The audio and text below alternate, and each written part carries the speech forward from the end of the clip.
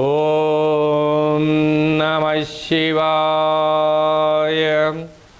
నమో నారాయణాయ. ఓం కాళభైరవాయ నమో నమః. నమస్తే అస్తు భగవన్ విశ్వేశ్వరాయ మహాదేవాయ త్రయంబకాయ త్రిపురాంతకాయ త్రికాగ్నికాలాయ కాలాగ్నిరుద్రాయ నీలకంఠాయ మృత్యుంజయాయ సర్వేశ్వరాయ సదాశివాయ శ్రీమన్మన్మహాదేవాయ నమో నమః. హరి ఓం. మా ఛానల్కి స్వాగతం. చూస్తున్న వీక్షకులకు ప్రేక్షకులకు ప్రియ కాల భైరవ భగవద్బంధులకి స్వాగతం పలుకుతూ మమ్మల్ని ఎంతగానో ఆదరిస్తూ ఉండబడినటువంటి ప్రియ సోదర సోదరీమణులకు, జ్యోతిష్ అభిమానులకు, సనాతన ధర్మ సంరక్షకులకు, నూతనంగా గృహం నిర్మించుకోవాలి అనుకుంటున్న వారికి, అలాగే అద్దె ఇంట్లో ఉండబడిన వారికి, సొంత గృహం కలిగిన వారికి, నిత్యము ఐశ్వర్యాన్ని ఆనందాన్ని, విద్యార్థులకు విద్య, ఉద్యోగస్తులకు ఉద్యోగము, వివాహం కాని వారి వివాహము, ఐశ్వర్య శ్రీ సంపదలను ప్రసాదించాలని కాళభైరవ గృహవాస్తు కార్యక్రమానికి స్వాగతం.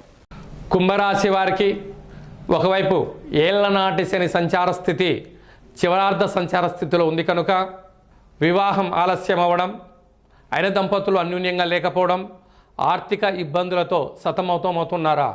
ఈ వీడియోలో సవివరంగా సంపూర్ణంగా తెలుసుకుందాం.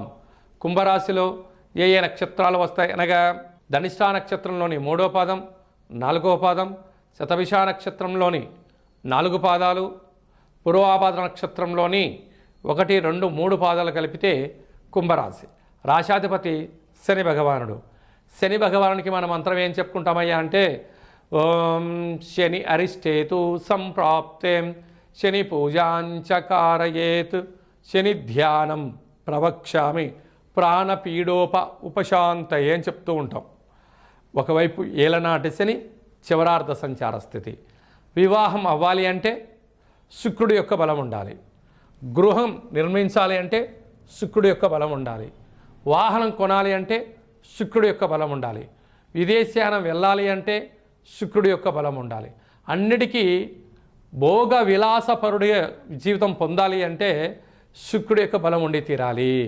కనుక ఇలాంటి కాల సమయంలో ఇంటి సింహద్వారాలకు తప్పక గుమ్మడికాయని కట్టడం, ఇంటి లోపల ఆఫీసులలో ఫ్యాక్టరీలలో తప్పక సైంధవ లవణ ఉప్పు దీపాన్ని ఒకటి ఏర్పాటు చేసుకోవడం, పూజా మందిరంలో వెంకటేశ్వర స్వామివారు, లక్ష్మీ సమేత వెంకటేశ్వర స్వామివారు, అలాగనే ధనానికి సంబంధించినటువంటి లక్ష్మీ కుబేర స్వామివారి యొక్క ఛాయాచిత్రాన్ని, దేవేంద్రుడిని ఏర్పాటు చేసుకొని ఓం దేవేంద్రాణి నమస్తుభ్యం దేవేంద్ర ప్రియభామిని వివాహం ఐశ్వర్యం భోగభాగ్యం దేహి మే కురు కళ్యాణి శీఘ్రం మే దేవి సర్వదే అనే మంత్రాన్ని ప్రతి శుక్రవారం 20 సార్లు, శనివారం పూట 27 సార్లు ఉచ్చరింప చేయడం, మరియు ప్రతి రోజు ఒక వెడల్పాటి పాత్రలో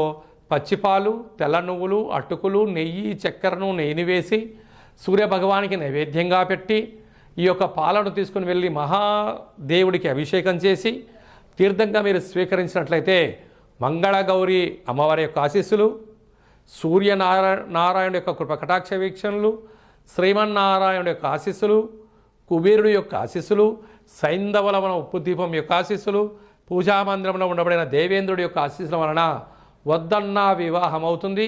మీరు అపార కుబేర సంపన్నులు అవుతారు అని చెప్పడంలో ఏమాత్రము సందేహమే లేదు.